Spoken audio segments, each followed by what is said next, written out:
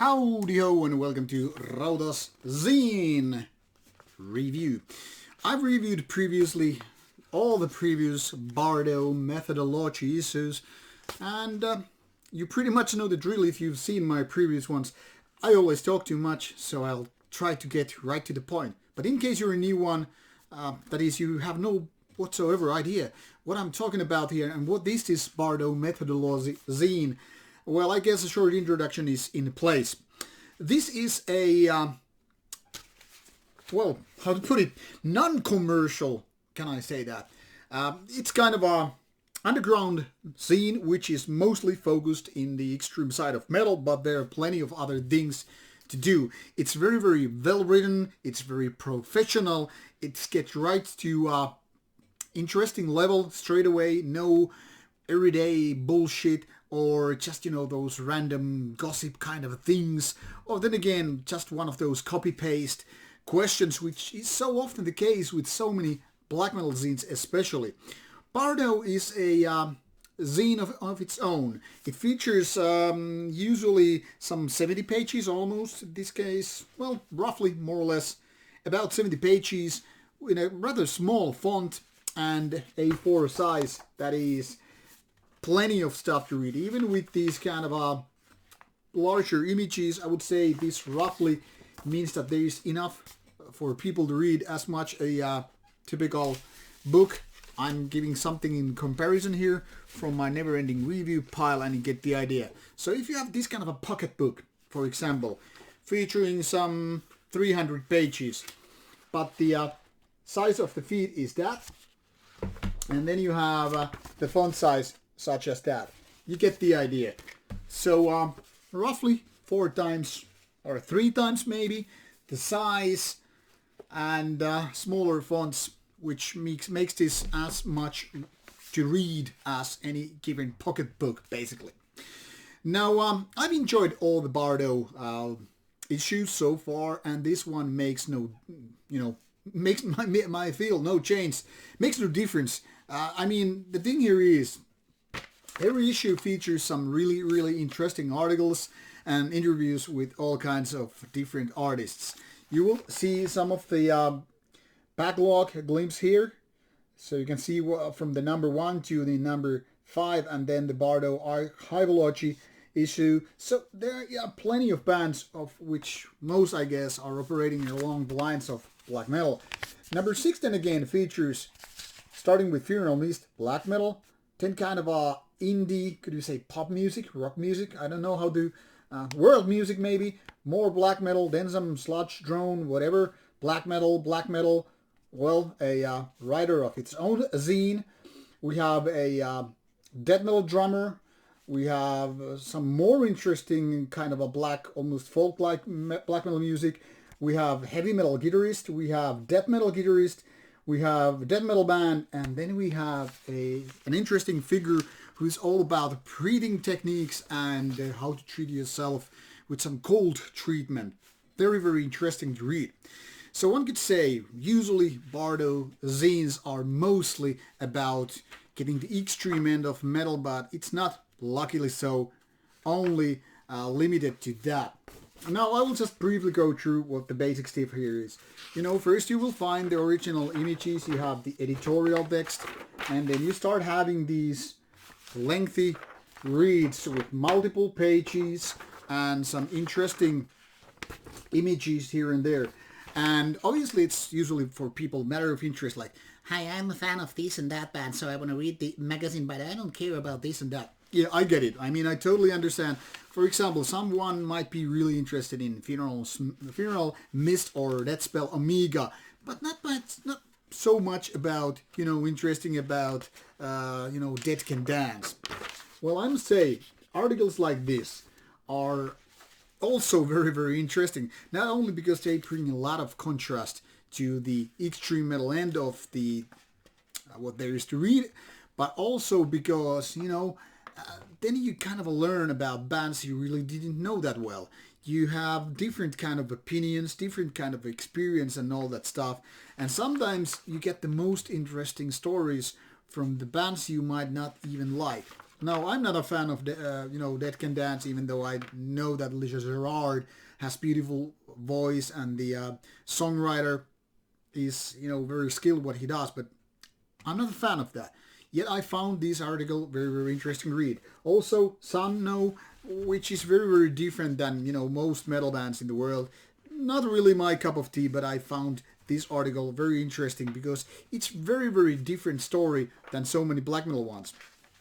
Mysticum and Offdrykja from Sweden, Mysticum being from Norway, that is, also offered quite an interesting story about substance abuse and where it can lead you, both good and bad. So there are very different stories, and of course, interview with Metallion of the famous Slayer zine is there to take you to a tour of history, and also talking about, for example, movie Lords of Chaos. So there are plenty of different pointers here. I'm not going to go into details because this would be a 30 minutes of a video which nobody would ever watch.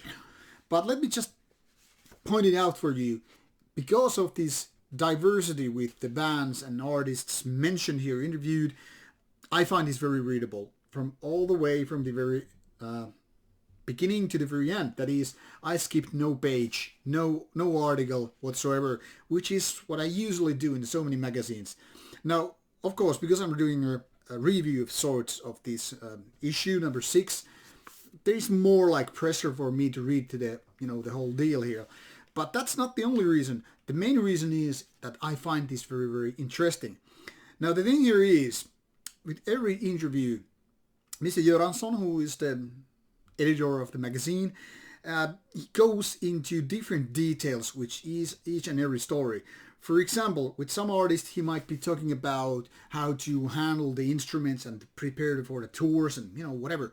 And some parts, it might be all about, hey, so you have been a lot in prison and you have this substance abuse case. So what's going on with that?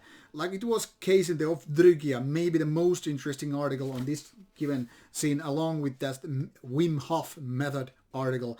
So there's so many ways to go and do an interview. I kind of envy his passion and time put each and every issue because, for example, I couldn't have that kind of time and, I guess, devotion, if you will, to doing my interviews. I couldn't ever do that much background checking as Mr. Göransson is doing, and that's one of the reasons why these are so golden moments what you have here with Bardo.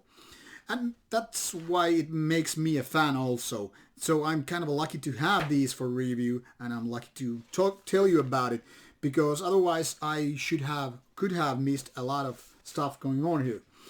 Now, once again, it doesn't matter from which issue you would start looking for Bardo, because they all have interesting articles. Now that I have read some 7 issues of that, I can say that there is very, very little of improvement in the sense of how the interviews are done, because they are very much high quality from the very beginning. And that kind of shows that Mr. Göransson has a lot of background in metal scene and community, because he has a lot of knowledge about things and he puts them into good use. He also never underestimates the reader, at least in my perspective, and also tells you a little bit background in case the artist in question answers in some weird or in ways that you would need some higher degree. I mean, there are some terms or mentions about some activity or history which might be something like, I don't know about that, but then Mr. Göransson just points you out what's going on, and you can pretty much keep reading without the need to pick your smartphone or go to your computer to Google that stuff. And that is, in my opinion, very, very vital thing to do in case you want to make the article as if it was published by some well-respected big newspaper or whatever. Also, what I really like is that Göransson shows no judgmentality when doing these interviews. Like, sometimes you will read some artists or other interviewees saying some really stupid shit, and he's not comment like that, hey, are you insane or are you stupid? He just leaves that to the reader. Most of the people, in my opinion, he interviews are actually quite, well, reasonable, if not even smart. But, every now and then you obviously will find points which just makes your head shake like, why is this artist so goddamn stupid or cringy or edgelordish or the like? Now, I'm not gonna say everybody fully agrees with me that this is some of the best metal magazine reading that there's out in the world, but for me it is that. So I have no reason why not to be honest with you and say that I really like what I'm reading here. And you will find these articles, at least some of them, on the site. I don't know if everything is right here, but there's a lot of stuff to read. And it seems like not all of these articles are gonna be on the issues. I don't know how the policy with Bardo will be in the future or how it is with the sum of the backlog. But at least, in my opinion, this kind of paper scene is very, very much more enjoyable for me to read than reading this stuff on screen. Even though I'm totally, okay with that. Now, in case you just happen to be interested in buying some of these issues, you will find the store page on the Bardo Methodology site. You will have this purchase option for the world, North America or Sweden. There is reason why Sweden is mentioned here separately, as there are some collaborating things and factors and shipping cost and whatever. For example, world site takes you to World Terror Committee distribution and label site, so you can pretty much order the issue for like €9 plus shipping. But then again, it's also a good excuse to buy some CDs or vinyls with the same time. And you will have the basic information all readable here, so doesn't matter how you browse it, you will find all the necessary links and information on the site. And then it's up to you how to proceed. For example, if you live in North America or the other side of the world compared to Europe, you just click here and then you go and order. Or in case you just don't have the money to support the editor, or you just like to read the stuff online, then you just open the page and there it is. And in case you want to be updated about the stuff, do like I do. Like his page on Facebook in case you just use Facebook, and you get your updates about what's going on and when a new interview and stuff like that gets updated on the site. That's my advertising speech. This was supposed to be more of a review speech. No, seriously speaking, I like the content here, so I want to support it as well. So do what you need to do. Get a glimpse, read some stuff if you are a little bit skeptic about the quality, and I'm sure you will start thinking like me, this is something you really want to read more. Rauta, over and out. Enjoy.